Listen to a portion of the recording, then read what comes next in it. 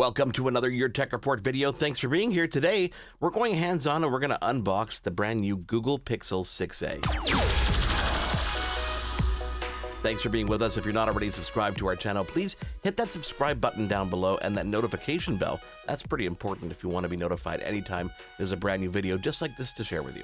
Plus, if you actually like this video, give it a thumbs up and do let us know in the comments. So we're going to switch to the overhead camera and talk about the Google Pixel 6a. Now, this is the more affordable version of the Google phone that's powered by a Google Tensor processor. It's fast, it's secure, battery lasts just about over 24 hours, but we're going to put all this to the test, including the Pixel camera that's on this device as well. So while we unbox this, let me talk about it a little bit. The Google Tensor processor is one of the first chips that was designed actually by Google themselves just for the Pixel. It's the same chip that you're going to find in the Pixel 6 Pro, so this means that technology-wise on board, this really does stack up. This one features a 5G chip, so it's going to be fast and compatible with all the latest 5G networks. 128 gigs on board this Pixel 6a as we take the lid off the box for the first time here on this channel. So what's so cool about that Google Tensor processor? Because it's built for the actual Google Pixel phone and it's the same one that's in the 6 Pro, this means that this is going to be super fast as the 6 Pro. Of course, on the bottom of this phone, you're going to see the USB-C connector right there, along with stereo speakers, probably is one mono speaker and a microphone. We're going to peel the little plastic or papery thing off the actual device. Size-wise, it's pretty comparable with, previous generation Pixel A's of their class, not the biggest in the world. Very, very nice rugged design with that aluminum black matte siding, which is really cool. And the beautiful blue, how do you call that? Like a blue pearl, almost turquoisey color. It's a bit darker on the bottom half of the device and a bit lighter on the top. And you've got that camera strip along with the flash and 2 camera sensors on the back of this phone. So let's talk about this camera for a second before we actually turn this thing on.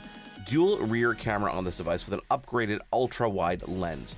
That means you're going to get advanced features, some of the features that you've seen on the Pixel 6, of course, you're going to see on this device as well. They've got the face on blur feature, which makes faces, much sharper when you're actually taking things in motion, whether it be sports photography or just your kids doing that new, ballerina routine. Of course, you got real tone photos, which represent obviously different skin colors and different tones. Very cool. And of course, night sight, which is the night mode on this device, lets you take rich, vibrant photos, and especially in low light. On the right-hand side of this device, we've got our sleep-wake button over there. We've got our volume rocker up and down. On the left side of the device, just the SIM card slot over here. Inside the box, you'll find a USB Type-C to Type-C cable right over there, and they still include the adapter for a USB-A to C. Let's put everything aside for a second and let's see what else is in the box. We've got our SIM card removal tool, which is in there. When we crack open the accessories here, you've got a little bit of a pamphlet in different languages, English and French, obviously depending on what you're doing here. And I'm guessing it's going to link to the actual device. Oh, here's how to help. Just go to the help document right below. So let's turn on this device. The battery is supposed to last over 24 hours. It does so by using an intelligent app mode that doesn't waste power on the apps that you don't use often. So it keeps track of the apps that you use a lot, keeps those in the forefront, and puts the other ones to sleep when you're not using them, which is a pretty cool way to actually adapt to your usage and extend the battery life. They also have an extreme battery saver mode. That means the battery can last up to 72 hours. Super fast charging with the USB on board here as well. With just a couple minutes of charging in the wall, you can actually get several hours of battery life, which is pretty cool, especially if you're on the go and you forgot to run that, you forgot to charge that overnight. The screen, as you'll notice, is super bright. It's a 6.1-inch OLED, full HD 20:9 ratio in terms of the actual widescreen mode of this actual device. 60 hertz, not adaptive, so it's, again, you're getting a more cost-effective Pixel here for someone who wants to go out and spend, not too much money and get a great 5G phone. This is definitely an option for those who are into the Pixel world of things. Don't forget the Pixel interface and everything on a Google phone is pretty wiped down. You're not going to get all those plugins and all those skins and all those features that you're used to getting on Samsung devices. So this is definitely a true vanilla Android experience. We talked about the super long battery. This features a 4400 milliamp battery on board. That is pretty long lasting if you don't even account for the different power saving modes that are on board this phone.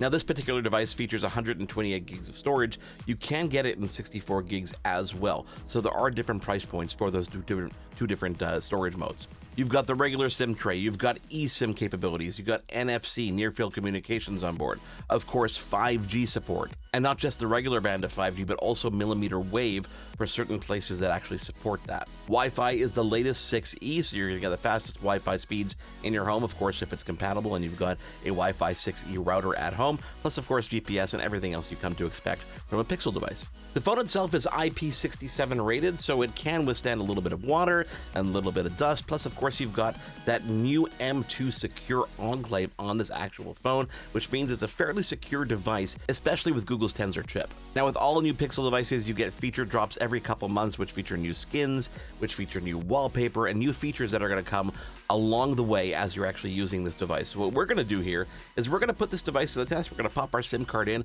We're going to use it for a couple weeks. Let us know what you want to know about this device. It's definitely a more affordable version of a Pixel device. If you're into that and you don't want all the bloatware that comes with Samsung or LG or other manufacturers on the Android side of things, the Pixel 6a from Google, very cool alternative as we sit here and wait for the next generation Pixel device, which is expected a couple months from now. So do let us know in the comments down below what you want to see on this device. We will put it to the test. We will send some photos up in our social media feeds so you can see the difference in this device compared to others. The Google Pixel 6a. Enjoy it. Thank you for watching this video. Back in a couple days with another little nugget from Google if you stick around. Do subscribe to the channel if you're not already subscribed, and don't forget to hit that like button if you like this video, and of course that notification bell to be notified when that next video drops.